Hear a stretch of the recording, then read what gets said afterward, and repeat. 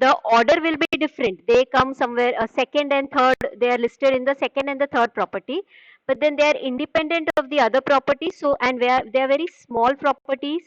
We do not have many problems based on this property in our syllabus, so I am taking them at the end. Okay, so we will see these two properties and we will see problems based on this. Okay, so before beginning, let us quickly recall what we have done in the previous lecture. Now, in the previous lecture, we have seen how to find Laplace transform using Laplace transform of integral property. Okay. Now, what is this integral property? This property is used to find Laplace transform of an integral 0 to t f of u du. Okay. So, whenever an integral is present and you have to find the Laplace transform of that integral function, we use Laplace transform of integral property. So in this integral, there are two things that we need to keep in mind. What are those two things? The first one is the limit. Limit कैसे होना चाहिए? 0 to t. Last lecture में देखा था, there are three options of limits we can get. 0 to infinity, 0 to t, s to infinity. Laplace transform of integral के लिए you should have the limits as 0 to t. Okay. दूसरी बात यहाँ पर note करना है, the variable which we have in the integrand function, the variable is u. अब तक हम जब Laplace transform find out करते हैं तो हमारा variable क्या होता है? t. It is the time variable, t होता है. ओके, सो यहाँ पर ये u क्या है? लास्ट टाइम हमने देखा था कि ये u भी it is the time variable t, लेकिन सिर्फ ये जब इंटीग्रल के अंदर चला जाता है, instead of t we use u. Okay, outside the integral you have to use the variable t only. All right, okay, so now let us see how to find the Laplace transform of this integral function. तो integral दिखा तो Laplace transform of integral property याद आया, correct?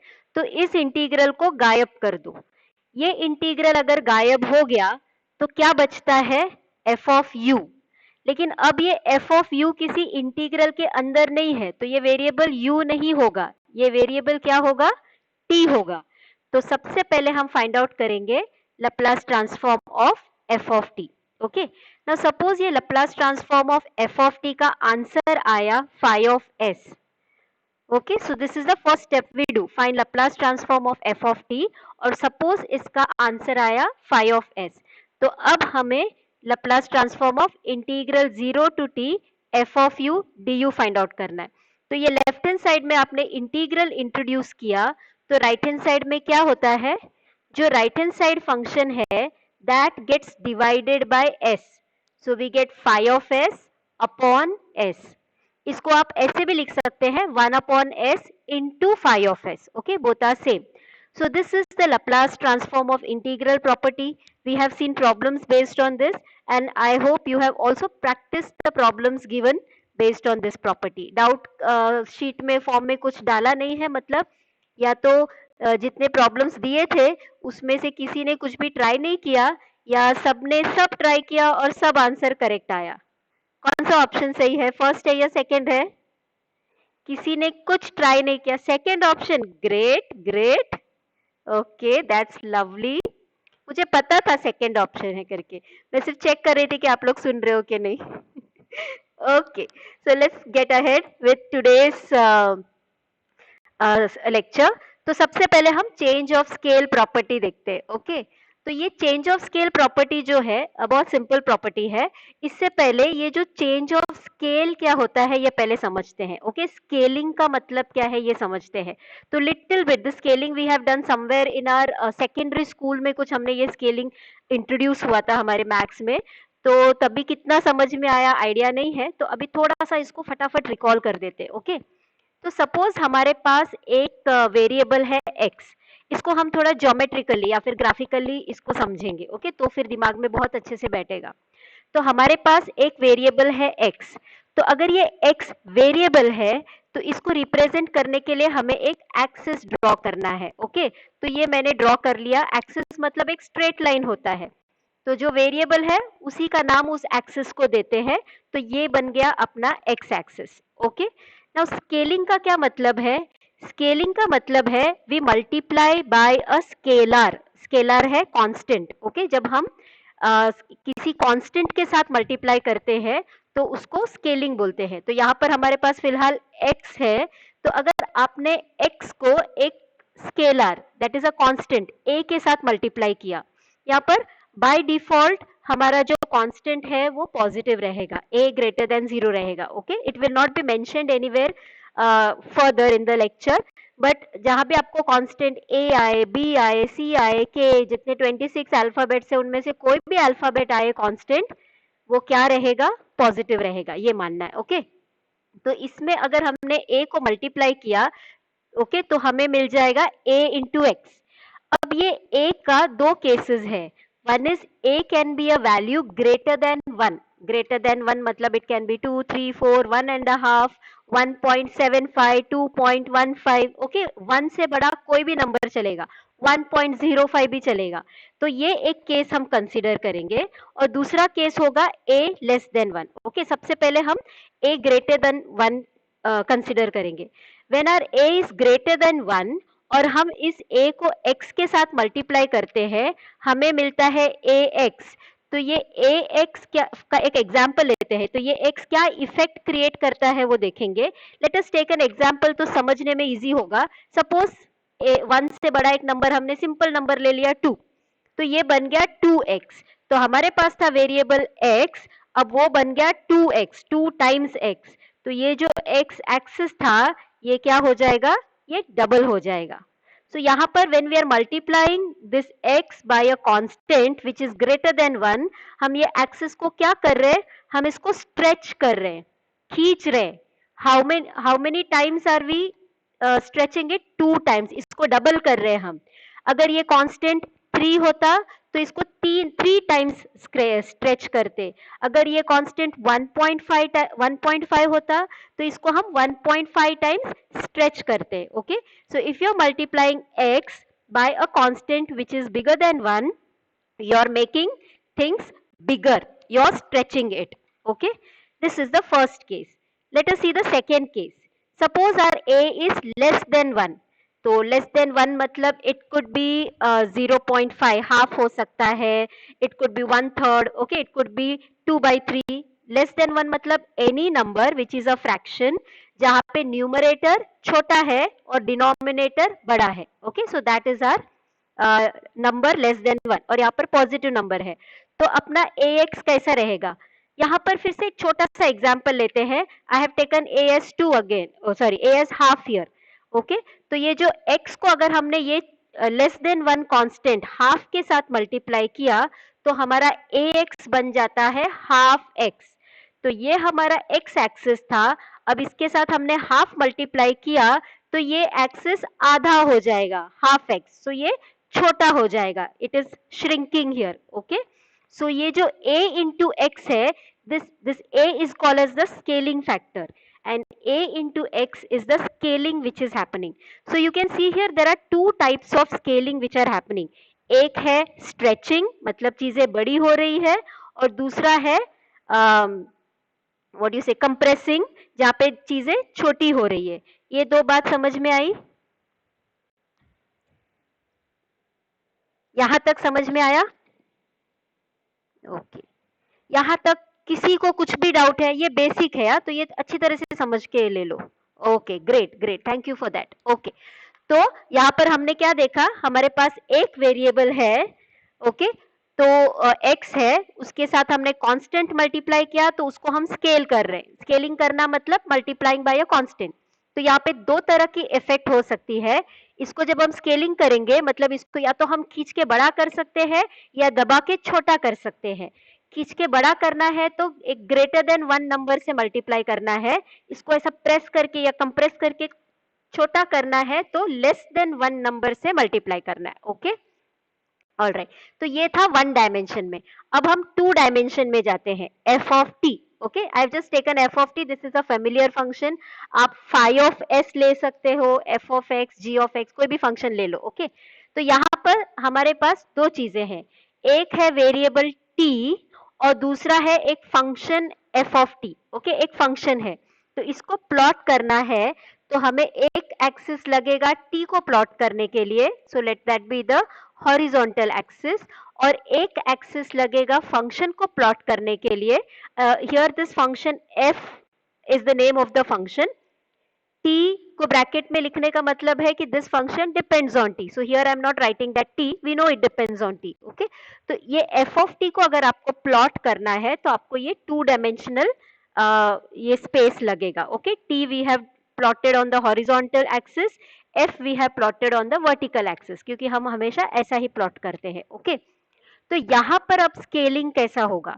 यहाँ पर scaling देखो दो तरीके से हो सकते हैं, क्योंकि यहाँ पर t भी है f भी है।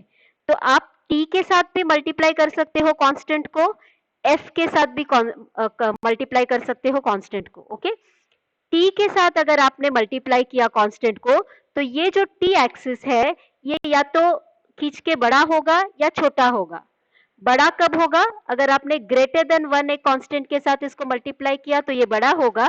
और छोटा कब होगा, श्रिंक कब होगा? अगर लेस देन 1 कांस्टेंट के साथ अगर t को मल्टीप्लाई किया तो वो छोटा होगा, ओके। दूसरा स्केलिंग क्या हो सकता है? If you multiply a constant with f, तो f के साथ अगर आपने कांस्टेंट मल्टीप्लाई किया a इंटू एफ, तो ये एक्सिस का स्केलिंग होगा। अब ये एक्सिस बड़ा हो सकता है या छोटा हो सकता है। ये जो कांस्टेंट आप f के साथ मल्टीप्लाई कर रहे हो, if it is greater than 1 then ये बड़ा हो जाएगा, if it is less than 1 तो ये छोटा हो जाएगा, okay. Let us see example of that.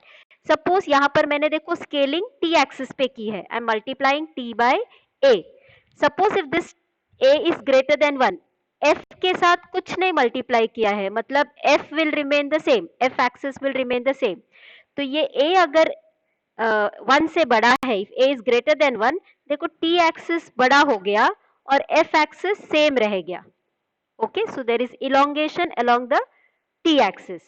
अगर a 1 से छोटा है, if a is less than 1, suppose here f के साथ कुछ मल्टीप्लाई नहीं किया तो f axis will remain the same, but t के साथ a मल्टीप्लाई किया और a इज लेस देन 1 तो ये t एक्सिस छोटा हो जाएगा, okay. So and f axis same हो जाएगा। So this is what is happening here to the reference axis, okay. तो यहाँ पर हमने स्केलिंग किया t एक्सिस के साथ। ये समझ में आया? कंफ्यूजिंग? ओके, समझ में आ रहा है, ठीक है। Next let us see scaling with on the f axis. f axis में आपको स्केलिंग करना है तो कांस्टेंट को किसके साथ मल्टीप्लाई करना है? फंक्शन f के साथ, ओके। तो see I have multiplied here this constant a with function f, the entire function f, okay. Like I can give you an example here. हमारे पास function है sin x, तो x axis में scaling करना है तो constant को x के साथ मल्टीप्लाई करेंगे, एग्जाम्पल sin 2x। अभी यहाँ पे फंक्शन के एक्सिस यानी अपना वर्टिकल एक्सिस में स्केलिंग करना है तो पूरा फंक्शन के साथ आप कांस्टेंट को मल्टीप्लाई करेंगे, एग्जाम्पल 2 sin x, ओके। तो कहां पर मल्टीप्लाई करते हो अकॉर्डिंगली स्केलिंग आएगा।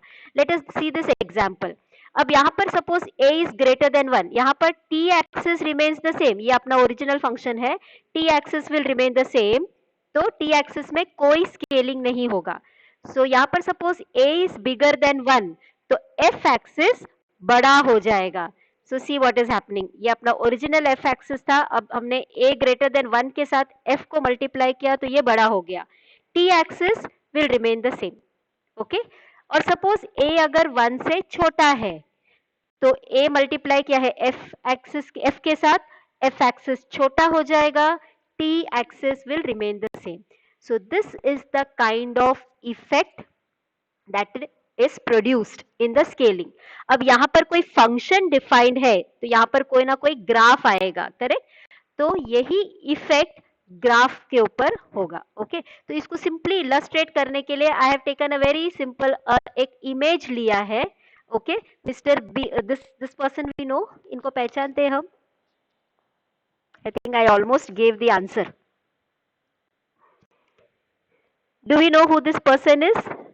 Yes, mister Bean. तो ये जो स्केलिंग प्रॉपर्टी को समझाने के लिए mister Bean is going to help us, okay. तो ये है हमारा original function f of t। Bean भाई, यस। ओके, तो this is our original function F of T. अब इसमें हम स्केलिंग करेंगे और देखेंगे क्या इफेक्ट आता है। ओके, फर्स्ट ऑफ ऑल हमने ए ग्रेटर देन 1 लिया और स्केलिंग किया टी एक्सिस पे, तो ये जो टी एक्सिस बड़ा हो जाएगा, एफ के साथ कुछ नहीं किया, एफ एक्सिस सेम हो जाएगा। So see what is happening to the picture. Yes, at yes Mister Atkinson, correct. So ये यहाँ पर इमेज क्या हुआ, it has expanded, it has become bigger horizontally, correct? horizontally ये बड़ा हुआ, vertically कुछ change नहीं हुआ, तो ये effect है, final effect. Let us see if a is less than 1 and if we are using scaling on the t axis, t के साथ a multiply किया तो क्या होगा, t एक्सिस छोटा हो जाएगा, f एक्सिस के साथ कुछ मल्टीप्लाई, f के साथ कुछ मल्टीप्लाई नहीं किया तो f एक्सिस सेम हो जाएगा, so it will get shrunk horizontally. तो हॉरिजॉन्टली खींच सकते हैं, हॉरिजॉन्टली उसको कंप्रेस कर सकते हैं if you multiply this function, in this function if you multiply t by a. Okay, so this is the first one.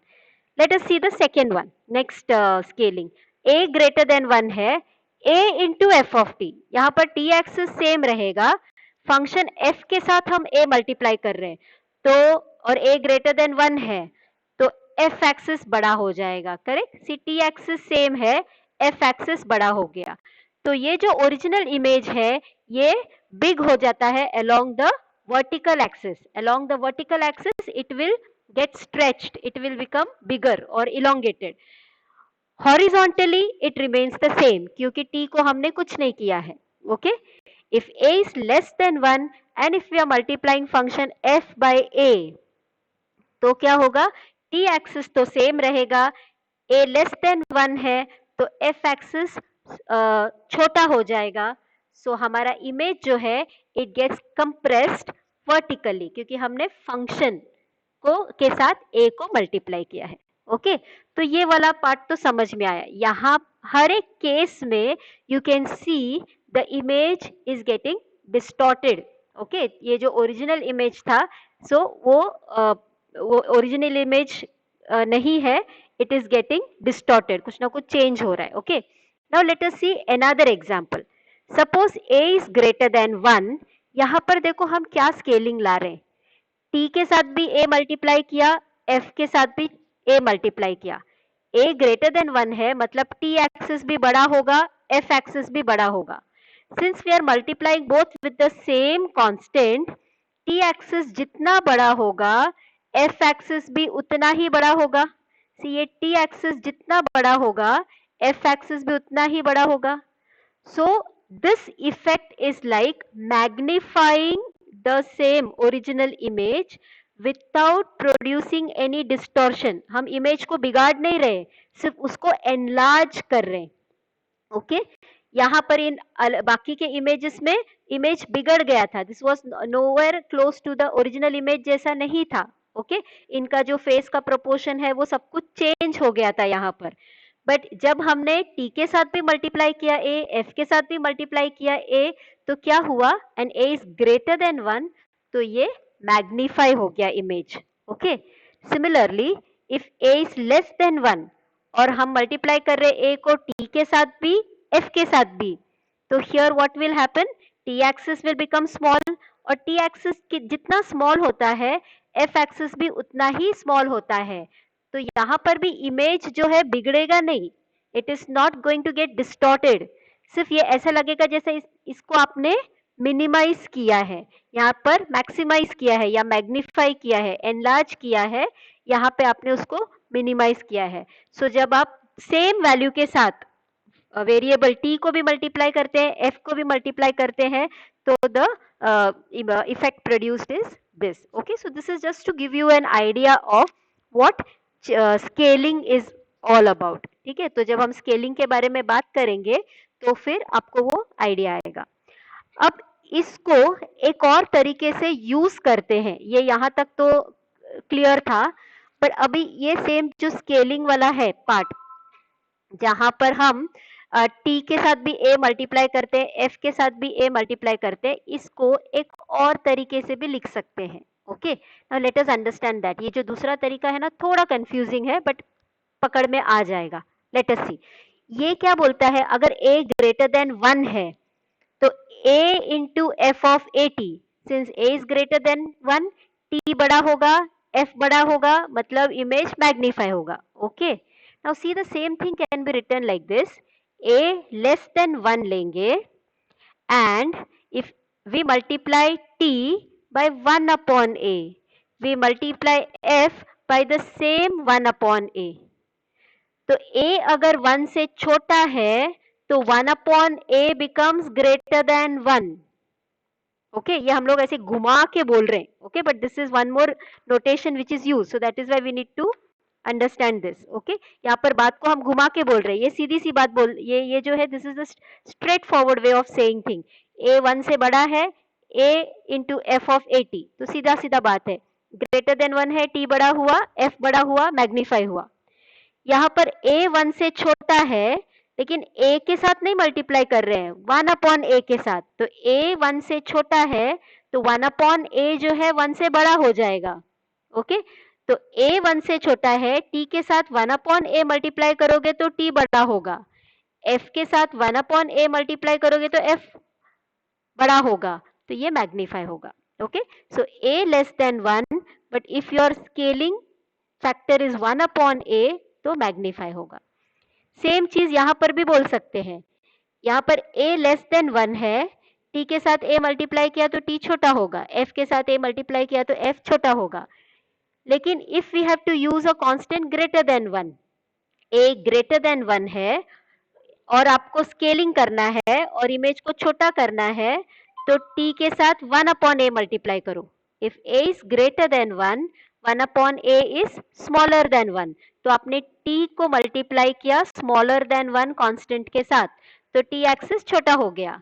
f को multiply किया स्मॉलर देन 1 कांस्टेंट के साथ, तो f एक्सिस भी छोटा हो गया। Okay, so this is another way of looking at it. Okay, so this is all the effect that scaling produces.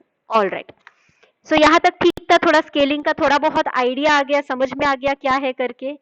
Image के जगह पे ग्राफ आएगा, या तो साइन का graph, exponential graph. Okay, I did not take any graph. Image के साथ हमें I hope we have understood the concept of scaling. Okay, all right, now let us see problems based on this, and let us see what this change of scale property is. See, देखो question ऐसा रहेगा, if Laplace transform of f of t is this function, that is 2 upon s cube into e raised to minus s, find Laplace transform of f of 2t. हमने Laplace transform of f of t को find out कर दिया है। Okay, अब हमें find out करना है Laplace transform of f of 2t। यहाँ पर स्केलिंग जो है t एक्सिस पे है। ओके, तो ये कैसे फाइंड आउट करेंगे? तो इसके लिए हम स्केलिंग प्रॉपर्टी यूज करेंगे। Late us see what that scaling property is. Okay, so this is the given Laplace transform. So we need to find Laplace transform of f of 2t, which can be done by change of scale property. Now this change of scale property says, suppose you want to find Laplace transform of f of at. Okay, so first find, or you can have, first you can have Laplace transform of f of t. आपके पास Laplace transform of f of t है। Okay, उसका answer है phi of s। अब आपको find out करना है Laplace transform of f of at। यहाँ पर ऑपरेशन देखो, f of at चाहिए तो यहाँ पर आप t के साथ a मल्टीप्लाई कर रहे हो, तो लेफ्ट साइड में आपने t के साथ a मल्टीप्लाई किया तो राइट साइड में दो चीजें होंगी। Okay, which are the two things? s will get divided by a and the function phi will also get divided by a। Left में t के साथ एक a मल्टीप्लाई किया आपने, तो राइट साइड में s के साथ भी a डिवाइड होता है, phi के साथ भी a डिवाइड होता है। मतलब Laplace transform of f of at is 1 upon a into phi of s upon a. This is called as change of scale property. Okay, तो change of scale property में अगर left side में function f में t के साथ a multiply करना है, तो राइट हैंड साइड में s के साथ 1 अपॉन a मल्टीप्लाई करना है, phi के साथ 1 अपॉन a मल्टीप्लाई करना है, इतना याद रखना है। ओके, दो बार मल्टीप्लाई होगा, s के साथ भी मल्टीप्लाई होगा, phi के साथ भी मल्टीप्लाई होगा। यहाँ अगर a है, यहाँ दोनों तरफ 1/a मल्टीप्लाई होगा। ओके, तो चेंज ऑफ स्केल प्रॉपर्टी समझ में आया? चेंज ऑफ स्केल प्रॉपर्टी समझ में आया? ओके, चलो इसको यूज करते हैं। ऑलराइट, ओके, तो यहाँ पर है हमारे पास Laplace transform of f of t। Okay, अब हमें फाइंड आउट करना है Laplace transform of f of 2t। सबसे पहले देखना है t के साथ क्या मल्टीप्लाइड है। ओके, वो नंबर आपको फाइंड आउट करना है। तो t के साथ यहाँ क्या नंबर मल्टीप्लाइड है? 2 मल्टीप्लाइड है। तो राइट हैंड साइड में क्या करेंगे? s, जहां जहां s है s अपॉन 2 करेंगे और पूरे फंक्शन को भी 1 अपॉन 2 से मल्टीप्लाई करेंगे। ओके, तो let us do that one by one. ये देखो, 2 upon s by 2 the whole cube into e raise to minus s by 2। जहां जहां s दिखा, यहाँ पे t के साथ 2 मल्टीप्लाइड है तो s के साथ 1 बाई 2 मल्टीप्लाई किया, which gave us s by 2, s by 2। और ये पूरे फंक्शन को भी 1 बाई 2 के साथ मल्टीप्लाई करना है, तो ये हमें 1 बाई 2 के साथ मल्टीप्लाई कर दिया। Okay, very simple. ठीक, आई रिपीट अगेन, t के साथ 2 मल्टीप्लाई किया तो राइट हैंड साइड में जहां जहां s दिखता है s के साथ 1 बाई 2 मल्टीप्लाई करना है s के साथ, और पूरा फंक्शन जो है राइट हैंड साइड के पूरे फंक्शन के साथ भी 1 बाई 2 मल्टीप्लाई करना है। ओके, तो ये प्रॉपर्टी तो यूज कर दिया, अब इसको सिंप्लीफाई करते हैं। यहाँ देखो, ये 2 और ये 2 कैंसिल होता है, करेक्ट, तो यहाँ पर 1 बचेगा। ये ब्रैकेट आप ओपन करोगे, ये 1 बचा, तो ये मिलेगा 1 upon s cube by 8 into e raise to minus s by 2। Okay, अब ये डिनोमिनेटर का डिनोमिनेटर न्यूमरेटर में जाएगा, तो ये बनेगा 8 upon s cube into e raise to minus s by 2। और कोई सिंप्लीफिकेशन नहीं हो सकता है। So that's it, that's the answer. Easy, easy है? Yes, okay, let's see one more problem. ये थोड़ा समझने के लिए I will take more problems. इसके as I told you lot ज्यादा प्रॉब्लम्स नहीं है हमारे सिलेबस में। You can see why, you get the answer in just 2 lines. Okay, all right, let's see the second question. If Laplace transform of sine of root t is root pi upon 2s root s e raised to minus 1 upon 4s, ये s जो है 4 के साथ denominator में multiplied है। Okay, find Laplace transform of sine 2 root t। Okay, तो सबसे पहले क्या दिया है वो लिखते हैं। We are given Laplace transform of sine of root t। हमें फाइंड आउट करना है Laplace transform of sine of 2 root t। क्या करेंगे? राइट हैंड साइड में 2 चीजें करना है। s के साथ क्या मल्टीप्लाई करना है? s के साथ कुछ तो मल्टीप्लाई करना है, और पूरे फंक्शन के साथ, पूरे राइट हैंड साइड के साथ कुछ मल्टीप्लाई करना है, करेक्ट। तो यहाँ पर राइट हैंड साइड में, हाँ धीरज, यस, डिवाइड बाय 2। ये हमको ऐसा लगता है ये एक कॉमन मिस्टेक है। ओके, अब इस क्वेश्चन को फिर से ध्यान देना। हाँ, यस ओम, सी यहाँ पर हमें क्या चेक करना है? t के साथ कौन मल्टीप्लाइड है ये देखना है। ये जो 2 है ये t के साथ मल्टीप्लाइड नहीं है, ये रूट t के साथ मल्टीप्लाइड है। जो नंबर रूट t के साथ मल्टीप्लाइड है, हमें उस नंबर में कोई इंटरेस्ट नहीं है। हमें कौन सा नंबर चाहिए? जो t के साथ मल्टीप्लाइड है। इसके लिए हम ये 2 को रूट के अंदर लेंगे। जब इस 2 को हम रूट के अंदर लेंगे, it will go inside the root as 4। अब चेक कर सकते हैं, 4 रूट के बाहर आएगा 2 बन के। Okay, so this becomes Laplace transform of sine of root 4t। अब चेक करते हैं t के साथ कौन मल्टीप्लाइड है? 4। सो ऑलवेज टेक केयर कि t के साथ क्या मल्टीप्लाइड है वो नंबर आपको मिलना चाहिए। ओके, तो अब t के साथ 4 मल्टीप्लाइड है, तो अब यहाँ पर राइट हैंड साइड में s को 1/4 से मल्टीप्लाई करेंगे wherever we see s, and पूरे राइट हैंड साइड को भी 1/4 से मल्टीप्लाई करेंगे। ये देखो, रूट पाई अपॉन 2, s के जगह पे s/4 लिख दिया। यहाँ पर root of s/4 e raise to -1 upon 4 into s/4, और ये पूरे राइट हैंड साइड को भी हमने 1/4 के साथ मल्टीप्लाई कर दिया। ओके, ऑलराइट, ये चेंज ऑफ स्केल प्रॉपर्टी हो गया। अब इसको सिंप्लीफाई करना है। यहाँ पर आप देख सकते हैं ये 4 और ये 4 कैंसिल हो जाएगा, यहाँ पर भी ये 4 और ये 4 कैंसिल हो जाएगा। So let us see what we get. तो ये रूट पाई रह गया, ये 4 कैंसिल होने के बाद 2s बचता है, ये रूट s अपॉन ये जो 4 है रूट में से बाहर आएगा तो अपॉन 2 बनेगा, यहाँ पर 4 और 4 कैंसिल हो गया तो मिलता है -1/s। अब आप देख सकते हैं ये 2 और ये 2 भी कैंसिल होगा, so we get root pi upon s root s into e raised to -1/s, and that is the final answer. So this is very simple property. You have to just remember what you have to do. और यहाँ पर सबसे important चीज याद रखना है, t के साथ कौन multiplied है वो आपको देखना है. Okay, let's see the next question. Again, this is very simple. I'm just doing it so that we get familiar with this. We are given Laplace transform of f of t is s square minus s upon s square plus 3s plus 5. We have to find Laplace transform of f of 3t. Okay, तो यहाँ पर सबसे पहले check करना है t के साथ कौन मल्टीप्लाइड है, 3 है. एक बार फिर से देख लेते हैं, कोई ट्रिक तो नहीं है, नहीं, यहाँ पर t के साथ 3 ही मल्टीप्लाइड है. ओके, तो राइट हैंड साइड में क्या करना है, s के साथ 1/3 मल्टीप्लाई करना है और पूरे राइट हैंड साइड को 1/3 से मल्टीप्लाई करना है. So we get 1/3. Ma'am we have to write that question. Which question dear, which question? Prashant, unmute करके एक बार क्वेश्चन पूछोगे प्लीज. प्रशांत,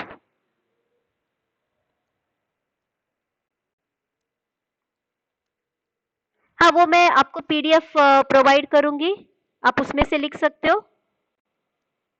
ओके, हाँ हाँ, थोड़ा स्पेस छोड़ दो, स्पेस छोड़ दो. ओके, हाँ हाँ, ओके. तो यहाँ पे हमने s के जगह पे s/3, मतलब s को 1/3 से मल्टीप्लाई किया तो s/3 मिलता है. तो s/3 the whole square minus s/3 upon s/3 the whole square plus 3 into s/3 plus 5, और पूरे राइट हैंड साइड को भी 1/3 के साथ मल्टीप्लाई किया. अपना चेंज ऑफ स्केल प्रॉपर्टी तो हो गया. अब इसको सिंप्लीफाई करेंगे. So this gives you 1/3 s square by 9 minus s/3 upon s square by 9 plus यहाँ 3 कैंसिल हो जाता है तो प्लस s प्लस 5. अब इसको यू से टेकिंग एलसीएम या क्रॉस मल्टीप्लाई, ओके, जो भी है इसको आगे सिंप्लीफाई करना है. यहाँ पर आप देख सकते हैं डिनोमिनेटर्स आर 3, 9, 1, 1.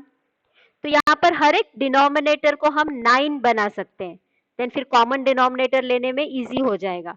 तो उसको कैसे करेंगे, ये 1/3 वैसा का वैसा रहेगा. यहाँ तो ऑलरेडी डिनोमिनेटर 9 है, यहाँ पर डिनोमिनेटर 3 है, तो we multiply numerator and denominator by 3, तो 3s अपॉन 9, तो ये सेम सेम डिनोमिनेटर हो गया. ओके, अपॉन यहाँ पर ऑलरेडी डिनोमिनेटर 9 है तो इसको वैसे ही लिखते हैं. यहाँ पे डिनोमिनेटर 1 है तो we multiply numerator and denominator by 9, तो ये बन गया 9s अपॉन 9 प्लस यहाँ पर भी डिनोमिनेटर 1 है, डिनोमिनेटर को 9 बनाना है तो multiply numerator and denominator by 9, तो 9 5 45 अपॉन 9. कॉमन डिनोमिनेटर है तो उसको कॉमन ले लिया, we get 1/3 s square minus 3s upon 9 upon s square plus 9s plus 45 upon 9. अब ये अपॉन 9 कैंसिल हो जाएगा, we get 1/3 into s square minus 3s upon s square plus 9s plus 45, and that is the answer. Okay, I think change of scale property आप लोगों को बहुत अच्छे से समझ में आ गया होगा, right? समझ में आ गया? Okay, great, very good, very good. Okay, thank you.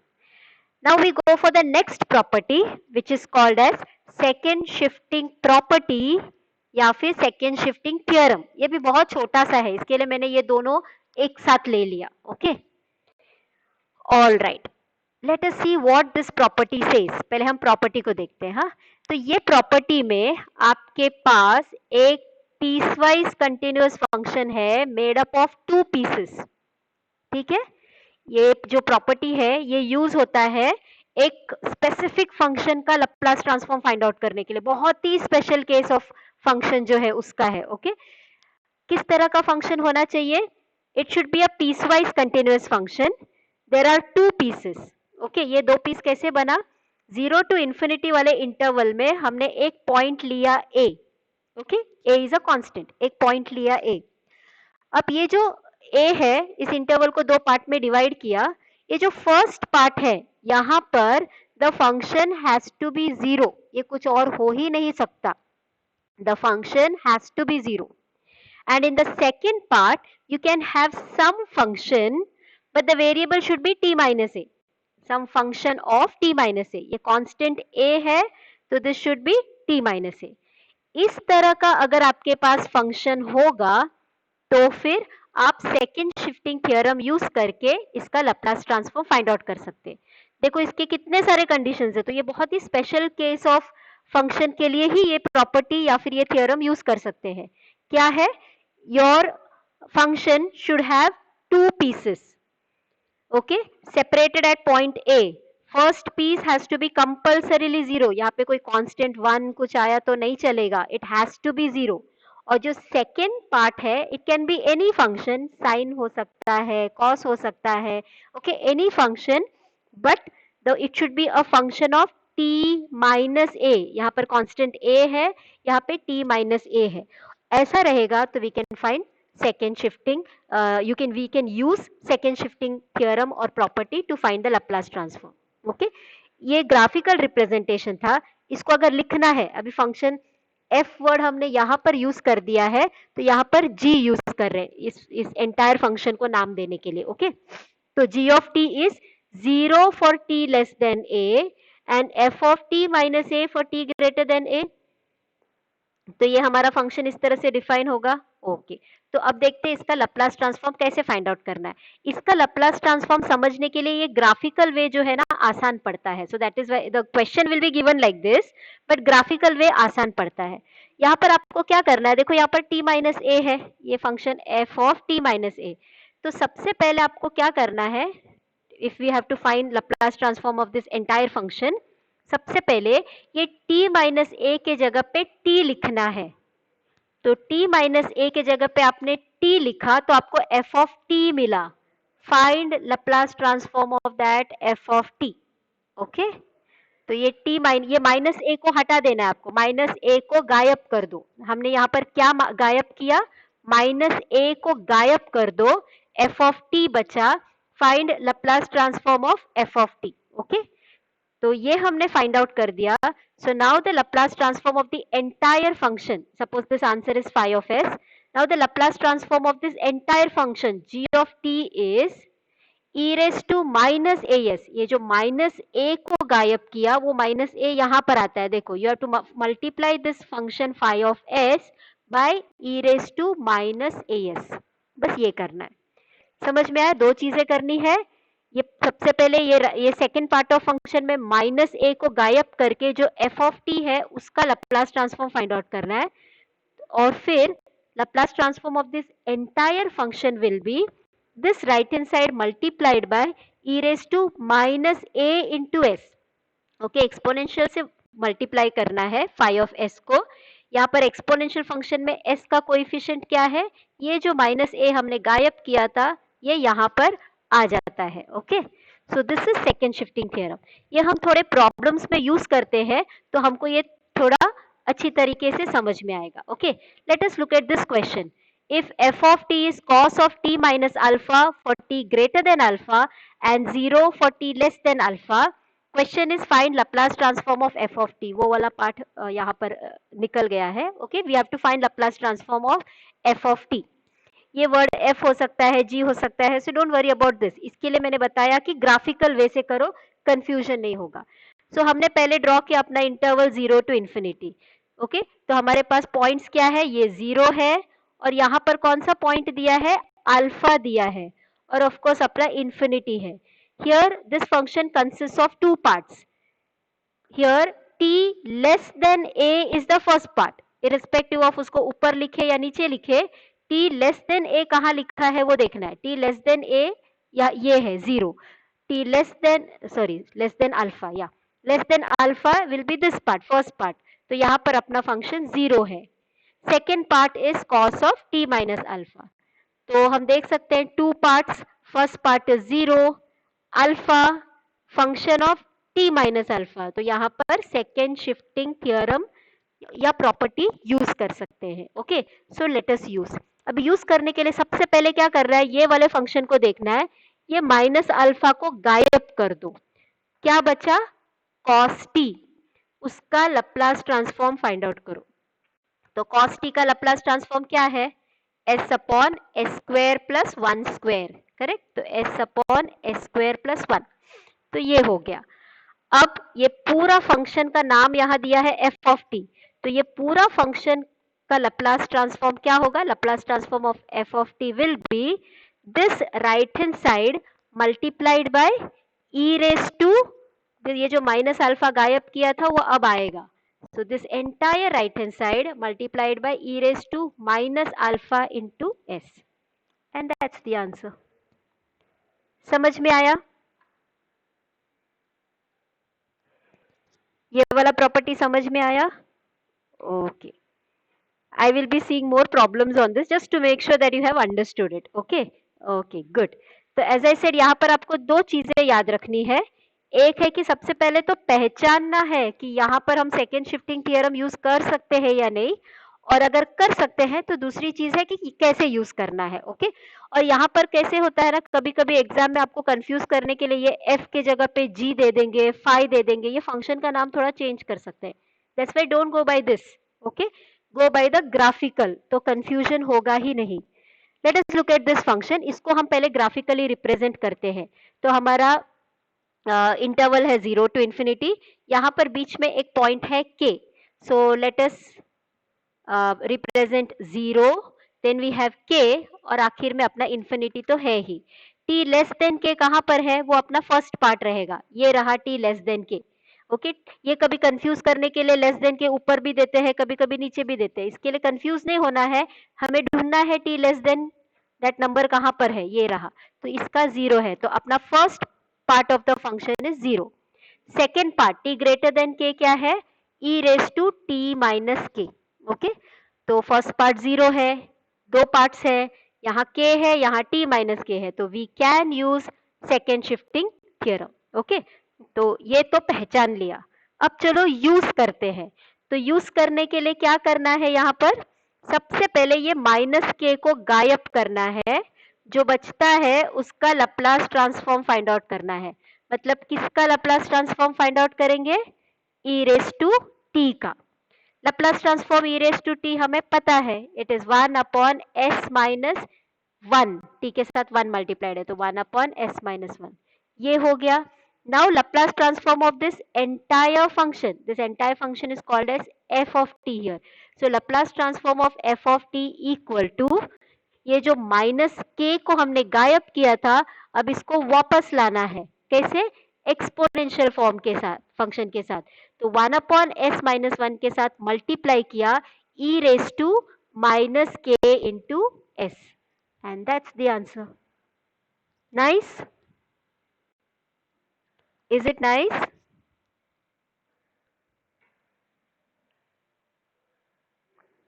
Easy है ना, यस। सिर्फ एक और प्रॉब्लम देख लेते हैं, okay, then we wind up. Okay, good. कहीं पे कोई कंफ्यूजन है? आज मैंने दो दो प्रॉपर्टी साथ में किया है, दोनों छोटे हैं बट दोनों अलग है, तो कहीं पे कोई कंफ्यूजन है? No, okay, okay, good. तो ये एक और property, I am just trying to cover up all the types of functions, okay, algebraic function भी यहाँ पे कवर अप हो जाएगा, ओके, ऑलराइट। तो if f of t is t minus 2 the whole cube for t greater than 2 and 0 for t less than 2, तो इसको as I said ऐसे आता है, जब पीसवाइज कंटिन्यूअस फंक्शन आता है हमेशा, यस परेश, मैं वही बात बताने वाली थी, in exam should we have to draw the graph. Graph draw करना कंपलसरी नहीं है, मतलब ग्राफ के लिए कोई मार्क्स नहीं है, बट यहाँ पर लैप्लस ट्रांसफॉर्म में अगर आपने या आपको याद है तो इवन डेफिनेशन यूज करके जहां पर हमने लैप्लस ट्रांसफॉर्म फाइंड आउट किया, वहां पर भी मैंने आपको ग्राफ ड्रॉ करने के लिए इंसिस्ट किया था, क्योंकि बहुत सारी जो छोटी छोटी सिली सिली मिस्टेक्स होते हैं ना, वो अवॉइड होता है अगर आप ग्राफ ड्रॉ करते हो तो, ओके। बहुत सारी चीजें ऐसे दिमाग में क्लियर हो जाता है। तो in exam is it should we have to draw the graph? No, it is not compulsory to draw the graph. आपने ग्राफ नहीं ड्रॉ किया तो आपका कोई मार्क्स कट नहीं होगा, मैं ग्राफ ड्रॉ करके बता रही हूँ ताकि कोई कंफ्यूजन ना हो. ओके, तो here let us see the graph now. तो ये अपना 0 और ये नंबर है 2 और अपना इन्फिनिटी, तो 0 टू इन्फिनिटी हो गया. ओके, t लेस देन 2 ढूंढेंगे, ये रहा t less than 2, first part of the function 0. Then t greater than 2 में t minus 2 the whole cube. तो ये एग्जैक्टली अपना सेकेंड शिफ्टिंग प्रॉपर्टी यूज करने जैसा फंक्शन है. 2 पार्ट्स, फर्स्ट पार्ट 0, यहाँ 2 है तो t माइनस 2 दिख रहा है. Okay, so we'll use second shifting property. तो उसके लिए सबसे पहले क्या कर रहा है, ये -2 को गायब करना है. अगर आपने ये -2 को गायब कर दिया, क्या बचता है, t क्यूब बचता है. तो सबसे पहले फाइंड आउट करेंगे Laplace transform of t cube. Laplace transform of t cube क्या है, gamma of 4 upon s raise to 4. Okay, अब ये गैमा ऑफ 4 को सिंप्लीफाई करते हैं. ये 4 एक नंबर है विद डिनोमिनेटर 1, तो gamma of 4 will be 3 factorial upon s raised to 4. 3 factorial का वैल्यू हमें पता है, it is 6 upon s raised to 4. Okay, तो ये हमने Laplace transform of t cube find out कर दिया. ओके, तो ये जो -2 को गायब किया था उसको वापस लाना है. Alright, so Laplace transform of the entire function, this was only Laplace transform of that part. -2 को गायब करने के बाद जो मिला था उसका लैप्लास ट्रांसफॉर्म है. Now the Laplace transform of this entire function, that is Laplace transform of f of t, is this right hand side 6 upon s raised to 4 multiplied with e raised to minus 2s, and that's the answer. Okay, all right, so this was second shifting property. Now I have given two sets of practice problems here. एक है change of scale property का और दूसरा है second shifting property का. Okay, ज्यादा बड़े problems नहीं है. With this we complete all the properties we have in Laplace transform topic. Okay, तो लैप्लास ट्रांसफॉर्म टॉपिक अपना कंप्लीट हो चुका है. अब एक ही बात सीखनी रह गई है कि ये लैप्लास ट्रांसफॉर्म का एक एप्लीकेशन है अपने सिलेबस में, and that application is to evaluate a real integral. वो हम नेक्स्ट लेक्चर में देखेंगे. तो next lecture will be our final lecture on the topic on Laplace transform. Okay, Laplace transform topic का हमारा लास्ट लेक्चर रहेगा, that is application lecture. Okay, and today you will be given the quiz and the doubts and queries form in the afternoon. यहाँ तक अब किसी को आज के लेक्चर में कोई भी डाउट है?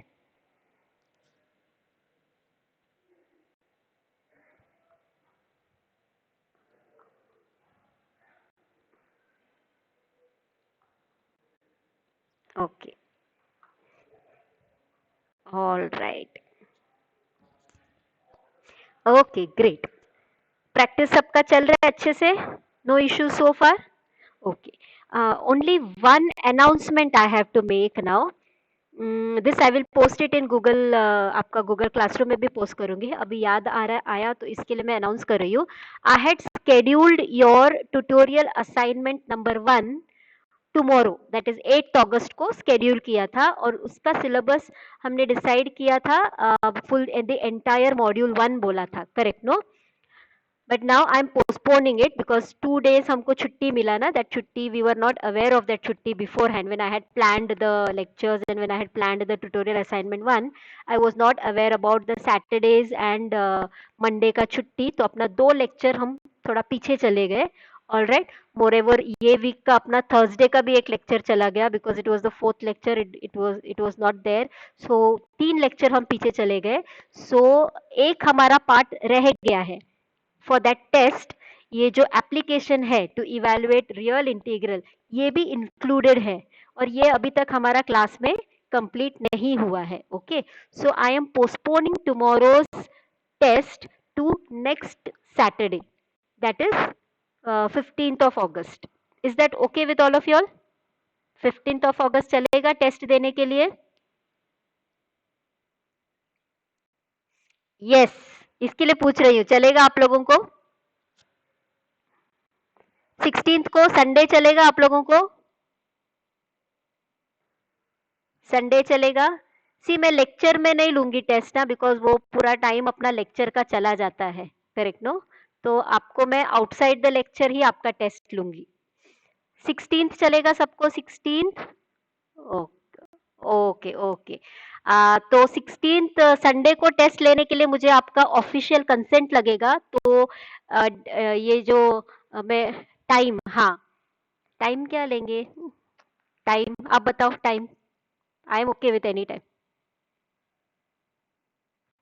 12 बजे दोपहर को? ना सुबह ना दोपहर ना शाम को, बीच में? 12, 10, 11, okay okay okay, I think 11 o'clock is fine, 11 to 12 is fine. Full day? बच्चा फुल डे टेस्ट नहीं हो सकता है, 1 घंटे का टेस्ट, रात को नहीं। 11 o'clock in the morning, 11 a.m. को test, okay, I will send the notification to you all. या 11 a.m. अगर किसी को कोई दिक्कत है 11 o'clock को, प्लीज इन्फॉर्म मी, हाँ, then accordingly we can reschedule. Okay, dears, thank you so much. Have a nice day. Bye.